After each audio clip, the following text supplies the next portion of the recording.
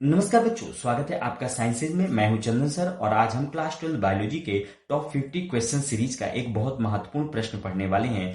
जनन स्वास्थ्य से क्या तात्पर्य है और इसे बनाए रखने के प्रमुख उपाय क्या है। बच्चों, आज मैं इसे इतना आसान करके समझाऊंगा कि आपको पूरा उत्तर याद करने की जरूरत नहीं पड़ेगी। ठीक है, तो आपको जो पहली हेडिंग दिख रही स्क्रीन पर वो है जनन स्वास्थ्य से क्या तात्पर्य है। तो अगर अभी तक आपने चैनल को सब्सक्राइब नहीं किया तो बच्चों चैनल को जरूर सब्सक्राइब करें और वीडियो को ज्यादा से ज्यादा शेयर करें।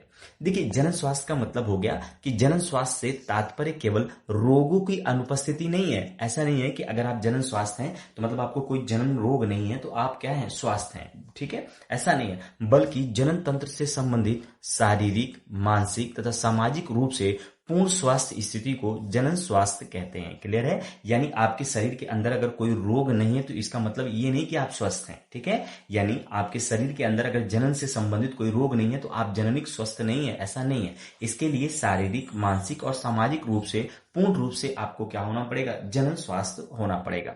तो बच्चों, जनन स्वास्थ्य को बनाए रखने के प्रमुख उपाय क्या हैं? तो पहला क्या है, उचित यौन शिक्षा। ठीक है, जो पहला पॉइंट है आपको हेडिंग डाल के लिखना होगा कि उचित यौन शिक्षा पहली हेडिंग पड़ेगी। तो आपको पता है कि किशोरों को जनन तंत्र, स्वच्छता, सुरक्षित व्यवहार तथा परिवार नियोजन की वैज्ञानिक जानकारी देनी पड़ेगी। ठीक है, यानी जितनी चीजें होती हैं किशोरों को जनन तंत्र, स्वच्छता, सुरक्षित व्यवहार तथा परिवार नियोजन के वैज्ञानिक जानकारी देनी चाहिए। क्लियर है? वहीं जो दूसरा पॉइंट आपको हेडिंग डालना है बच्चों वो है व्यक्तिगत स्वच्छता, यानी जनन अंगों की नियमित साफ सफाई रखनी चाहिए तथा संक्रमण से बचाव करना चाहिए। ठीक है, हमेशा क्या करना चाहिए, साफ सफाई करना चाहिए। ठीक है, साफ कपड़े पहनने चाहिए। इससे क्या कहते हैं, व्यक्तिगत स्वच्छता हम कहते हैं, यानी जनन अंगों की नियमित साफ सफाई और साथ ही साथ साफ सुथरे कपड़े पहनना। ठीक है, ये सारी चीजें व्यक्तिगत स्वच्छता के अंतर्गत आ जाता है। तीसरा जो पॉइंट है बच्चों वो है संतुलित आहार, यानी पोषक तत्वों से भरपूर संतुलित आहार शरीर की वृद्धि,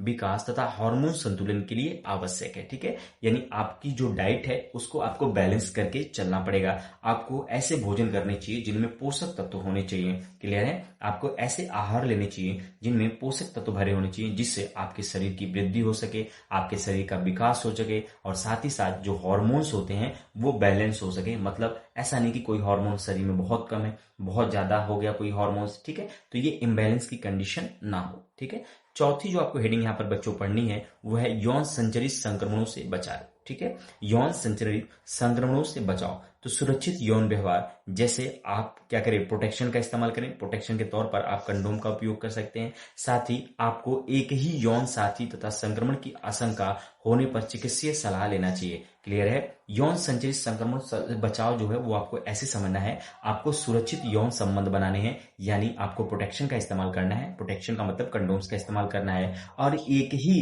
विश्वसनीय पार्टनर के साथ आपको क्या करना है, सुरक्षित यौन संबंध बनाना है। तथा अगर आपके शरीर में कोई ऐसे लक्षण दिखते हैं जो संक्रमण की आशंका आपको दिलाते हैं तो आपको क्या करना है, आपको डॉक्टर के पास जाना है, उनकी सलाह लेनी है और उचित आपको क्या करना है, इलाज करना है।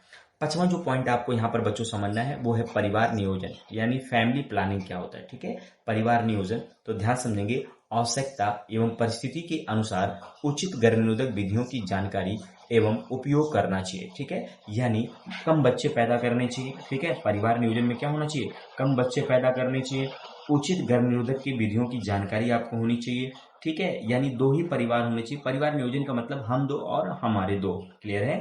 परिवार नियोजन का बच्चों क्या मतलब है, हम दो और हमारा दो, यानी कहने का सेंस है कि परिवार नियोजन में सीमित परिवार को रखा गया है। ठीक है, अब इसको सीमित परिवार कैसे रख सकते हैं, इसके लिए आप उचित गर्भनिरोधक गोलियों का इस्तेमाल कर सकते हैं। बहुत सारी ऐसी टेक्निक हैं जिनको हम क्या करते हैं, शल्य क्रिया के द्वारा भी कर सकते हैं, यानी नसबंदी की बात हो रही है। ठीक है, और आईयूडीज की बात हो रही है। इन सब चीजों का इस्तेमाल करके आप परिवार नियोजित रख सकते हैं। ठीक है, छठवां जो पॉइंट है बच्चों वो कह रहे हैं कि समय समय पर आपको स्वास्थ्य जांच करानी चाहिए। ऐसा नहीं कि अगर आपके शरीर में कोई लक्षण नहीं है तो आप जांच नहीं कराएं, ऐसा नहीं है। आपको अगर समय समय पर 6 महीने, साल भर पर आपके शरीर का फुल चेकअप कराना चाहिए, जिससे कुछ सिम्टम्स ऐसे होते हैं जो दबे रहते हैं, जिसके कारण हमें रोगों का पता ही नहीं चलता। तो जब आप चेकअप कराते हैं, स्वास्थ्य जांच कराते हैं, तो वो लक्षण हमको पता चल जाते हैं और होने वाली बीमारी जो होती है वो सामने आ जाती है, जिससे हम क्या कर सकते हैं, आसानी से बच सकते हैं। तो याद रखेंगे, जनन तंत्र से संबंधित समस्याओं का समय पर पता लगाना और चिकित्सा परामर्श कराना चाहिए। क्लियर है। 7वां जो पॉइंट है, आपको क्या करना चाहिए, जागरूक कार्यक्रम चलाने चाहिए, अवेयरनेस कराना चाहिए।